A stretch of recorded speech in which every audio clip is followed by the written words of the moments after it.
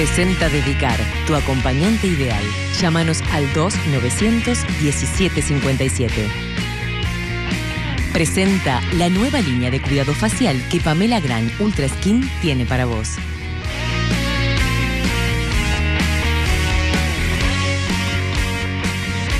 El libro se llama Eleuterio Fernández Huidobro, Sin remordimientos. María Urruzola, ¿lo escribe sin remordimientos? No, él se murió sin remordimientos. Habíamos quedado en la pregunta de la razón de fondo. Yo creo que todo el mundo se preguntó en los últimos años de vida de Huidobro si había un pacto con los militares, ¿no? Porque él desplegaba una defensa de los militares. Lo había. Claro, todo el mundo se preguntaba si había un pacto y de qué se trataba ese pacto. Entonces, bueno, esa fue una de las interrogantes que yo me planteé. ¿Es posible que haya habido un pacto? ¿De qué sería? ¿Qué es lo que ese pacto tendría? Al desarrollar la investigación, yo fui descubriendo que en realidad había como 2 o 3 elementos que podían formar parte del toma y daca, ¿no? Uno es el comportamiento de muchos de ellos en la cárcel y las negociaciones y hasta qué punto colaboraron o no colaboraron, si los que colaboraron fue porque se quebraron en la tortura, lo que es humanamente comprensible, o en realidad hubo algunos como él que más allá de quebrarse de la tortura siguieron colaborando. El tema de los archivos, eso lo tenemos planteado hasta el día de hoy. Están los famosos archivos, hay 2 archivos ahora, está el de Berruti y está el de el milico Castiglione, sí. Y no logramos saber lo que tienen los archivos. Pero no logramos saber, entre otras cosas, porque ellos desde el gobierno, es decir, los ex integrantes del MLN que ahora ocupan cargos de gobierno y en primer lugar el propio Huidobro, se encargaron de que esos archivos fueran inaccesibles. Entonces, ¿qué hay en esos archivos? Todos nos preguntamos. Después, ahora me entero que el ministro del Interior, Juan Andrés Ramírez, sale a decir que en realidad la policía no pudo probar. Yo le tengo mucho respeto a Ramírez, pero lamento que tenga tanta ingenuidad. La policía prueba lo que la policía quiere probar y no prueba lo que la policía no quiere probar. Es decir, y los militares lo mismo. Ese toma y daca con respecto al tema de los derechos humanos, ¿no?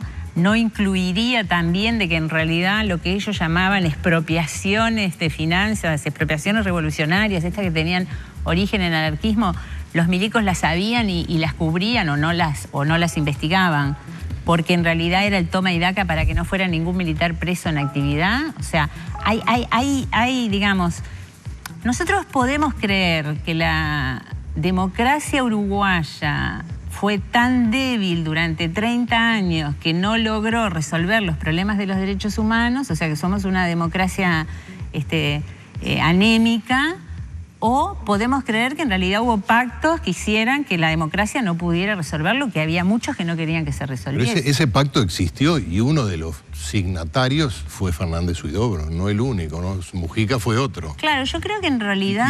Y el pacto constó estrictamente en que no iban a ir presos los militares en actividad. Claro, pero ese pacto se quebró con el procesamiento de Miguel Dalmau. Por eso lo va a visitar Mujica, nada menos el presidente de la República. Yo en el libro, en realidad, hago una cronología del largo 2009, yo le llamo. Exacto. Porque fue el año político en el que se cruzaron una cantidad de cosas que en realidad cuando uno las ve después, las pone fecha por fecha y las ve, se da cuenta de que empezó cuando el Frente Amplio decidió promover la inconstitucionalidad de la ley de caducidad, y entonces ahí los milicos se pusieron nerviosos.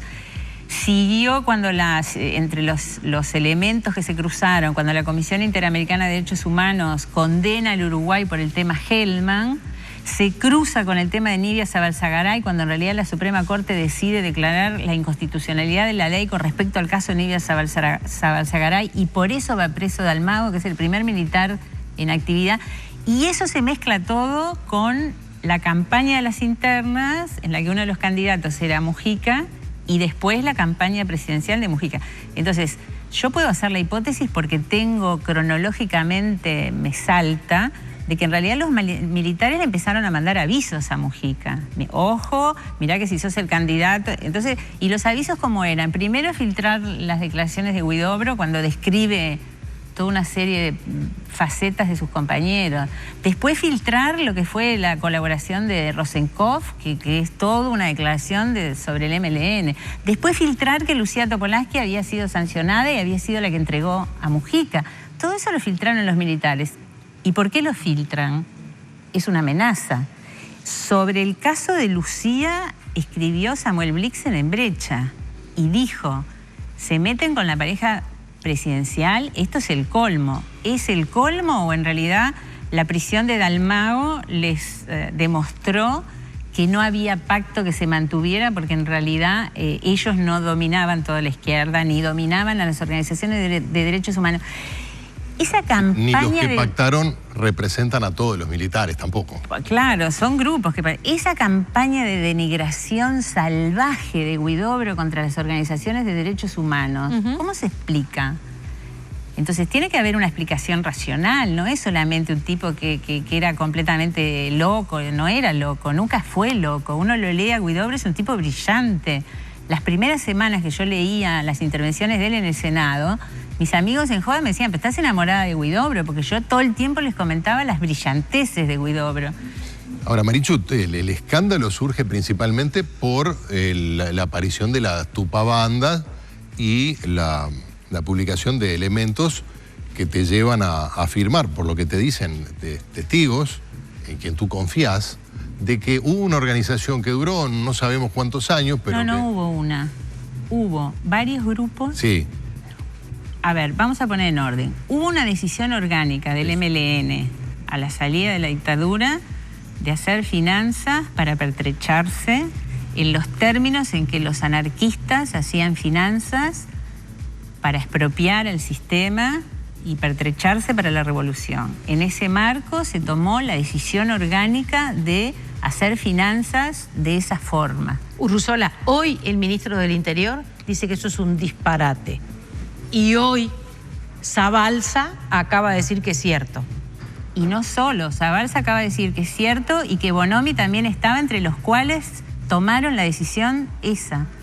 Es decir, porque ¿qué es lo que también hay en el fondo de toda esta polémica? También hay el tema de quién tiene derecho a escribir la historia.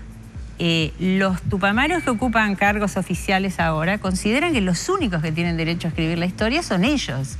Y que todo lo otro es mentira, es invento, es operativo, no tienen derecho a escribir la historia ni los historiadores. Esos que preguntan, ¿por qué ahora que está muerto? Es como, es una interrogante falsa, inviable, porque con esa pregunta entonces la historia no se podría escribir jamás, porque siempre es pasado. Y no se podría haber escrito un libro ni sobre Sereñi, ni sobre Cores, ni sobre Wilson Ferreira, ni sobre... Urruzola, pero esto puede dañar la posible candidatura de Mujica a la presidencia. ¿Consideró esa variable? Pero ¿y yo por qué tendría que considerar esa variable? Válida la respuesta. No profundice porque nos queda poco tiempo. Así podemos preguntar otras cosas.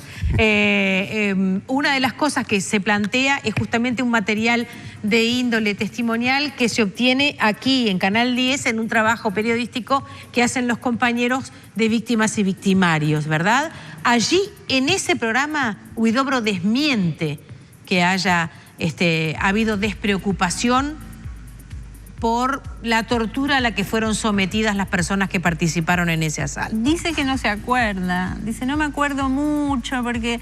Uno lo escucha y a ver, un hombre de esa brillantez, yo que venía de leer concentradamente todas sus intervenciones en el Parlamento durante semanas y me encuentro con un Huidobro, ahí tenés otro Huidobro que sale en la televisión y dice, uy, no me acuerdo mucho, tal vez, a lo mejor.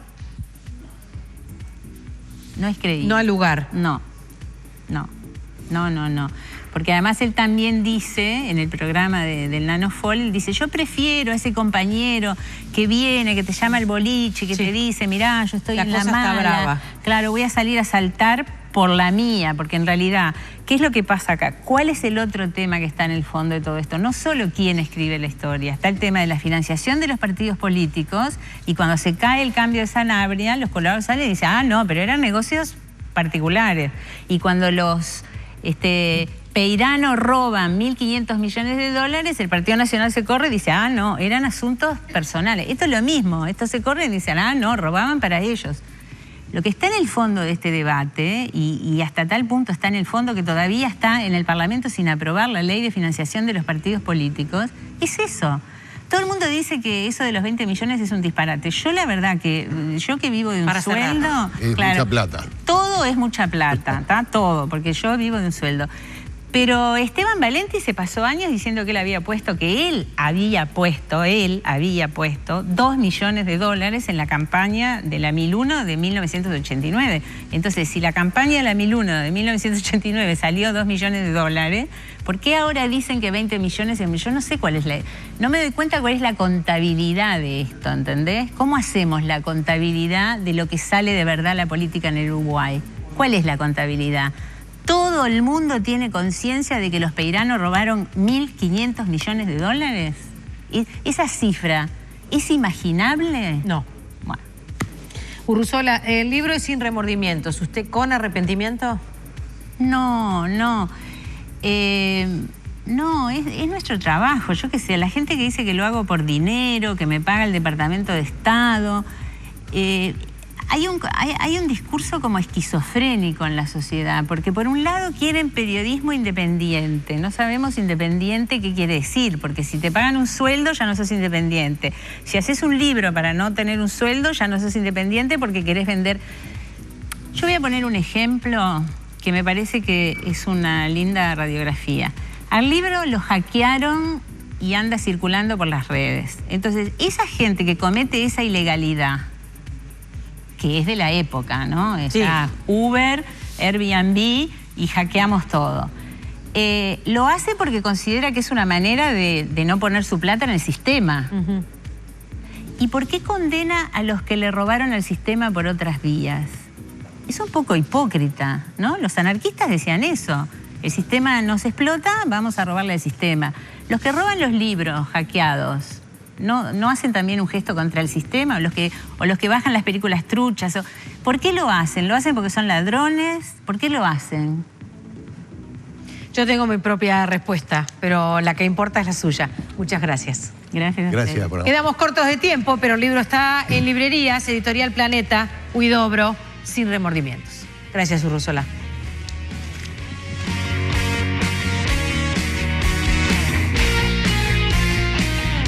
Presentó Dedicar, tu acompañante ideal. Consulta nuestros planes súper convenientes. Presentó nueva línea de cuidado facial Pamela Gran Ultra Skin. Seguinos en Facebook.